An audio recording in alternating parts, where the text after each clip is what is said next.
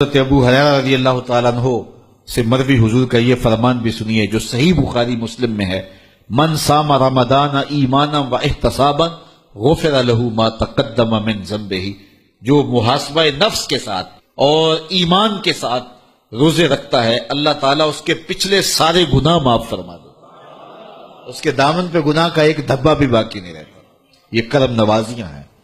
حضور علیہ السلام ماہ سیام سے قبل خطبہ دیا کرتے تھے صحابہ کو، اور ماہ سیام کا استقبالیہ خطبہ دے کے ان کو ماہ سیام کو کیسے گزارنا ہے اس کی تعلیم دیا کرتے تھے۔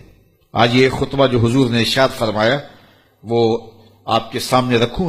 حضور نے ارشاد فرمایا، لوگو تمہارے اوپر ایک مہینہ جلوہ فراز ہو رہا ہے جو بہت بڑا مہینہ ہے، بڑا عظیم مہینہ ہے، جو مبارک مہینہ ہے۔ وہ ایسا مہینہ ہے جس کے دامن میں ایک رات ایسی ہے جو 1000 مہینے سے بہتر ہے۔ جعل اللہ صیامہ فریدہ، اللہ نے اس مہینے کے روزے کو فرض بنایا، وقیام لیلۃ تطوعا، اور اس کی رات کے قیام کو نفل بنایا۔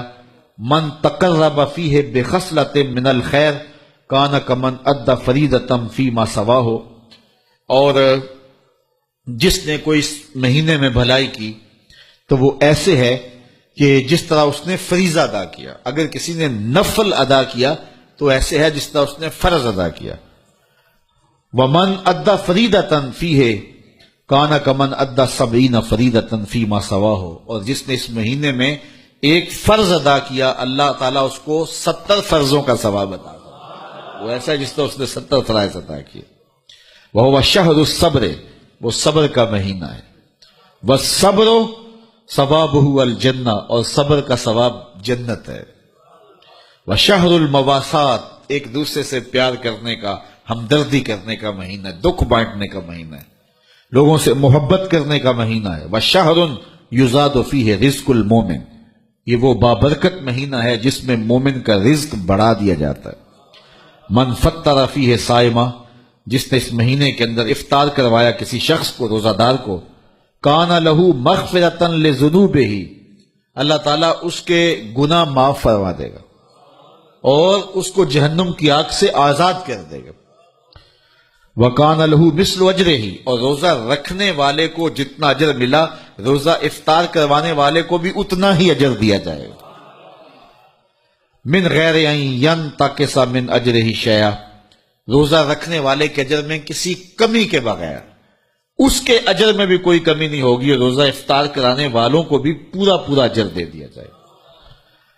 قلنا یا رسول اللہ صلی اللہ علیہ وسلم، صحابہ فرماتے ہیں ہم نے عرض کی اے اللہ کے پیارے حبیب، لیسا کلنا ناجد ما نفطر بہ الصائم، ہم میں سے سارے تو ایسے نہیں ہیں کہ جو روزہ دار کو روزہ افطار کروا سکے، غریب لوگ بھی ہیں، مسکین لوگ بھی ہیں، تو سارے لوگ تو ایسے نہیں ہیں۔ تو حضور نے کیا ارشاد فرمایا، سنیے۔ فقال رسول اللہ صلی اللہ علیہ وسلم، یؤتی اللہ ھذا الثواب، اللہ تعالیٰ یہ روزہ افطار کروانے کا ثواب عطا کرتا ہے۔ من فطر صائما، جو کسی کو افطار کروائے، علی مذقۃ لبن، دودھ کے ایک گھونٹ سے، او تمرۃ، یا ایک کھجور سے، او شربۃ من ماء، یا پانی کے ایک گھونٹ سے۔ لازمی نہیں ہے کہ بہت سموسے پکوڑے بہت کچھ پڑے ہوئے ہوں اور بڑی فرنیاں شرنیاں ہوں، نہیں، اگر صرف ایک گھونٹ پانی کا پلا دیا، ایک لسی کا گھونٹ پلا دیا، ایک کھجور کھلا دی، تو حضور نے ارشاد فرمایا اللہ اس کو بھی پورا روزہ افطار کرنے کا ثواب عطا فرمائے۔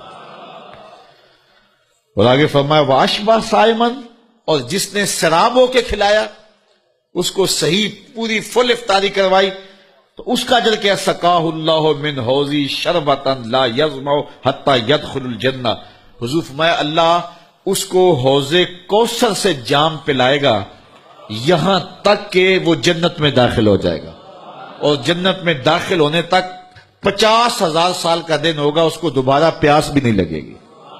جب جام کوثر مل گیا، جس نے ایک گھونٹ میں پی لیا، اس کو پھر پورا حشر کا دن پیاس نہیں لگے گی۔ وَهُوَ شَهْرٌ أَوَّلُهُ رَحْمَةٌ، فرمایا یہ وہ مہینہ ہے جس کا پہلا عشرہ رحمت ہے۔ وَأَوْسَطُهُ مَغْفِرَةٌ، اور جس کا درمیان والا حصہ مغفرت ہے۔ وَآخِرُهُ عِتْقٌ مِّنَ النَّارِ، اور آخری عشرہ جہنم سے آزادی کا پروانہ ہے۔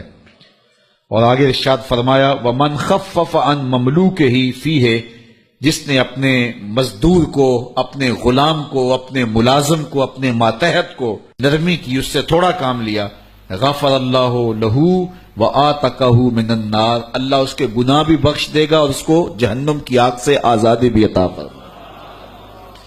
تو یہ وہ بابرکت مہینہ ہے جو اللہ کی رحمتوں اور کرم نوازیوں کا نور ہے۔